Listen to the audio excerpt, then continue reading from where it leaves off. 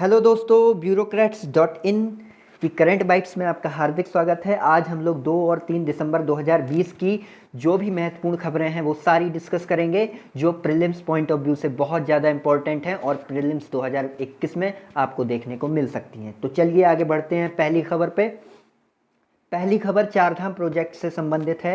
हाल ही में supreme court ने यह कहा है, ये चर्चा में इसलिए है क्योंकि सुप्रीम कोर्ट ने यह कहा है कि चारधाम प्रोजेक्ट के बारे में आप लोग जो जानकारी दे रहे हैं वह उचित नहीं है। कृपया सही जानकारी चारधाम प्रोजेक्ट के बारे में दीजिए। तो इसी बारे में हम लोग आगे देख लेते हैं कि आखिर चारधाम प्रोजेक्ट है क्या। तो यह सड़क परिवहन राजमार्ग मंत्रालय उत्तराखंड में चलाया जाने वाला एक प्रोजेक्ट है, जिसके द्वारा केदारनाथ, बद्रीनाथ, यमुनोत्री और गंगोत्री के लिए कनेक्टिविटी सुधार के लिए अलग से कार्यक्रम शुरू किया गया है, जिसको चारधाम प्रोजेक्ट कहा जा रहा है। चारधाम बेसिकली क्या है? चारधाम प्रोजेक्ट बेसिकली एक रोड कनेक्टिविटी प्रोजेक्ट है, जिसके द्वारा केदारनाथ, बद्रीनाथ, यमुनोत्री और गंगोत्री के जो क्षेत्र हैं उन तक रोड कनेक्टिविटी को बेहतर बनाया गया। इसकी कार्यान्वयन एजेंसियां कौन कौन सी हैं? इसकी कार्यान्वयन एजेंसियां उत्तराखंड जो पीडब्ल्यू डिपार्टमेंट है वह, बीआरओ यानी बॉर्डर एंड रोड ऑर्गेनाइजेशन और national highway and infrastructure development corporation limited है। यह जो प्रोजेक्ट है वो किस मोड पे काम कर रहा है? तो यह engineering, procurement and construction mode पे लागू किया जा रहा है। यह मोड क्या होता है? यह मोड होता है कि इसमें जो भी परियोजना की लागत होती है वह पूरी तरह सरकार के द्वारा वहन की जाती है, जबकि जो ठेकेदार होता है वह कार्य की गुणवत्ता सुनिश्चित करने के लिए महत्वपूर्ण होता है और 4 साल की अवधि के लिए जो भी प्रोजेक्ट में समस्याएं आती हैं, रोड में दिक्कत आती है, कंस्ट्रक्शन में कोई भूल, कमी, सुधार की गुंजाइश होती है, उन सारी गुंजाइशों को यह 4 साल तक अपने अंडर में रखते हैं और उसका पूरा पूरा सीधा रखरखाव इनके अंडर में होता है। तो चलिए बढ़ते हैं हम लोग अगली न्यूज पे। अगली न्यूज क्रय प्रबंधक का सूचकांक यानी परचेसिंग मैनेजर इंडेक्स से रिलेटेड है, पीएमआई।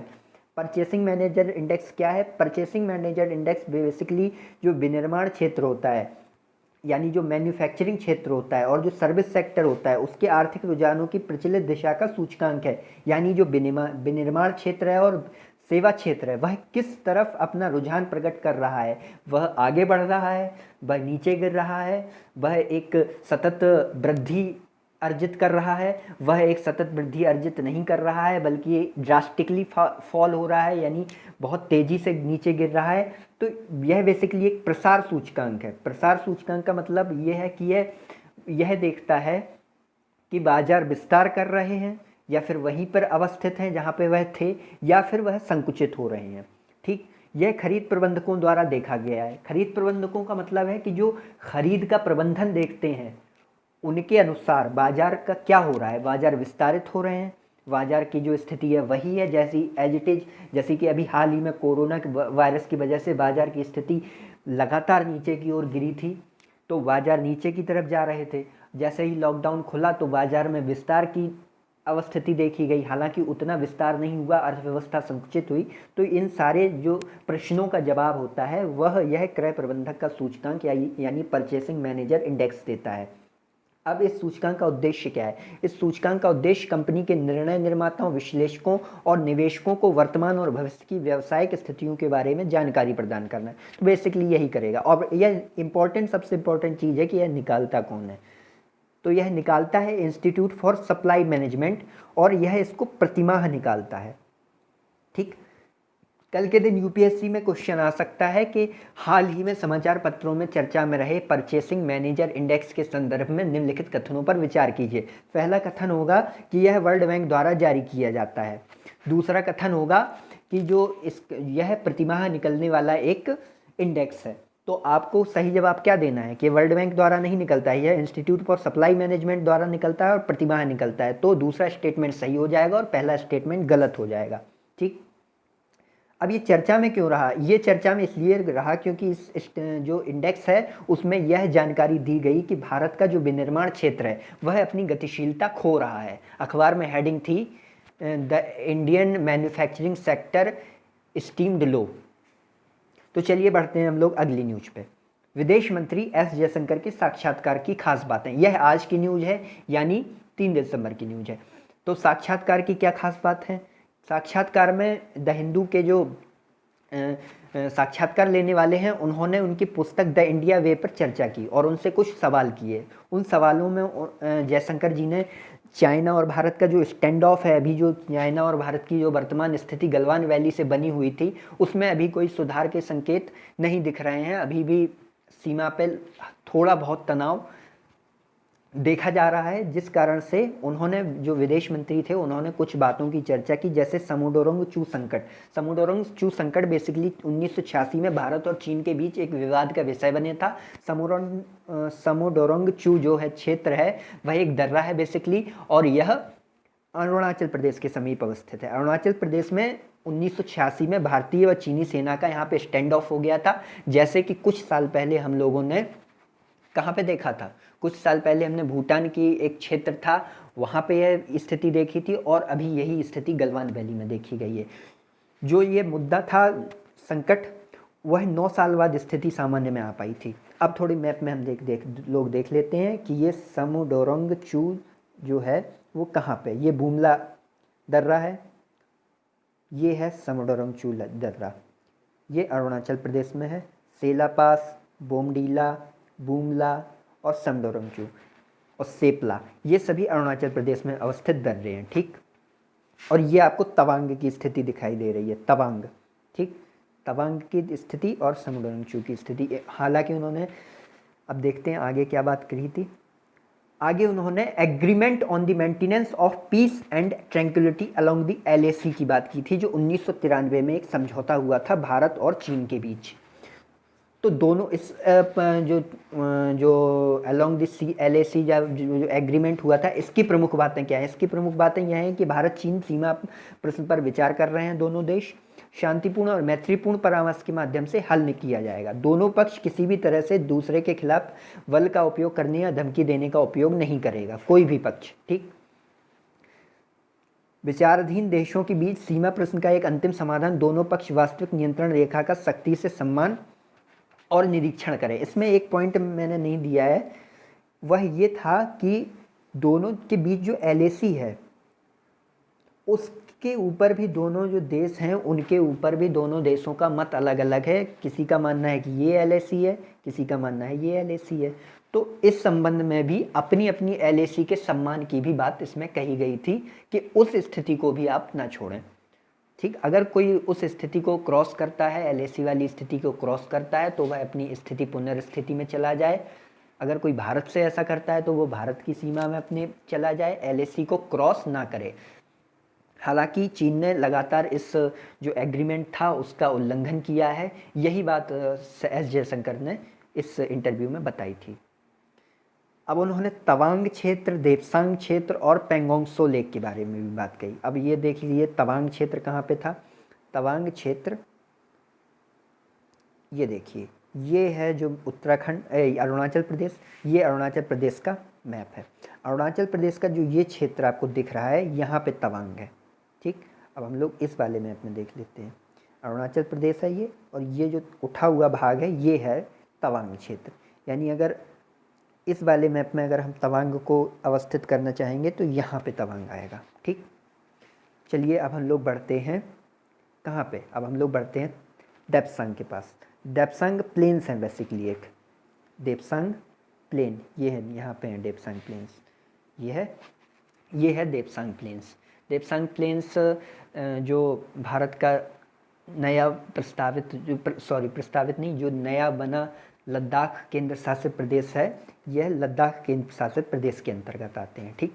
ये देखिए श्रीनगर JNK है, ये लद्दाख केंद्र शासित प्रदेश के अंदर देपसांग आता है, ठीक है। गलवान वैली भी देपसांग के अंतर्गत आती है, ये देपसांग से कुछ ही किलोमीटर दूर है, ठीक। चलिए ये, और ये पेंगोंग सो लेक है, ये जो गई है ये पेंगोंग सो लेक है। इसका 2/3 हिस्सा चीन की तरफ है और 1/3 हिस्सा भारत की तरफ है, ठीक। चलिए अब बढ़ते हैं हम लोग आगे, लेकिन आगे जाने से पहले एक महत्वपूर्ण बात, आपको एक बात बता देते हैं कि एक डिप्लोमेट थे पहले, S जयशंकर जी। S जयशंकर जी डिप्लोमेट होने के बाद चुनाव लड़ा और जीते, और उन्हें विदेश विभाग दिया गया, विदेश मंत्री बने S जयशंकर जी। और S जयशंकर जी से एक प्रश्न किया गया कि आप किसी भी मुद्दे को सुलझाने के लिए किस तरीके से बात करते हैं। मतलब पहले आप विदेश सचिव रहे थे, विदेश सचिव की हैसियत से आप एक डिप्लोमेट थे और आप चीन में जाते थे, तो भारत चीन का जो अभी करंट का मुद्दा है, अभी जो करंट का स्टैंड ऑफ है, इस मुद्दे को आप किस तरह से हल करेंगे? आप इसको पॉलिटिकली हल करेंगे? लोग बाग आप पे आरोप नहीं, लोग बाग आपसे कह रहे हैं कि आप चुनाव जीतने के बाद आप पॉलिटिकल हो गए हैं ज़्यादा, आप किसी भी मुद्दे को पॉलिटिकली हल करने का प्रयास करते हैं। पहले आप डिप्लोमेट थे, आप डिप्लोमेसी से उस मुद्दे को हल करने की बात करते थे। तो वह डिप्लोमेसी कहाँ चली गई? तो उन्होंने कहा कि जब मैं डिप्लोमेट था तो मैं किसी भी मुद्दे को डिप्लोमेसी से हल करता था, यह मेरी जिम्मेदारी थी। आज मैं एक पॉलिटिशियन हूँ, मैं पॉलिटिकली किसी मुद्दे को देखता हूँ और उस मुद्दे का हल मैं पॉलिटिकली ढूंढता हूँ। आप एक विदेश मंत्री होने के नाते मुझसे यह उम्मीद नहीं कर सकते कि मैं एक विदेश सचिव की भांति व्यवहार करूं। ये जवाब उनका मुझे बहुत अच्छा लगा, इसलिए मैंने इसको नोटिस किया। तो चलिए बढ़ते हैं अब आगे। आगे है न्यूक्लियर मैग्नेटिक रेजोनेंस स्पेक्ट्रोस्कोपी। अब ये क्या बला है? ये एक ऐसी बला है जिस बला के वजह से कई भारतीयों के सिर में दर्द होने लगा, कई भारतीय कंपनियों के।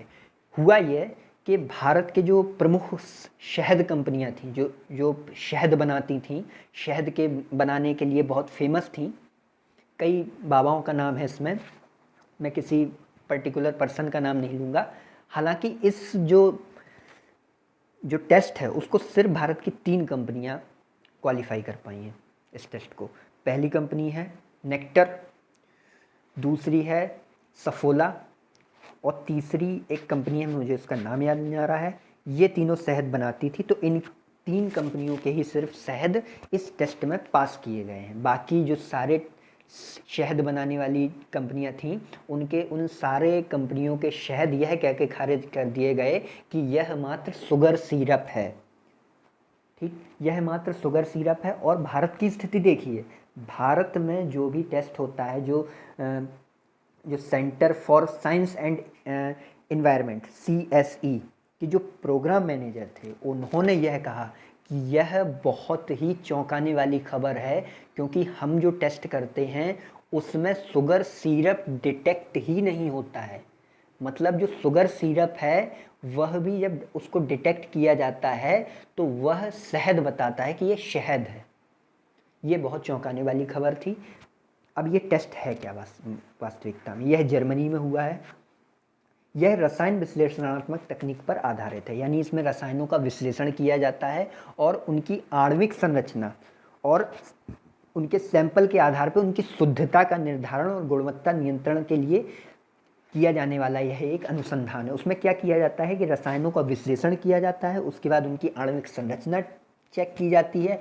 अब फिर उस आणविक संरचना का मिलान उस मूल वस्तु से किया जाता है जिसके जो सैंपल के रूप में ली गई है।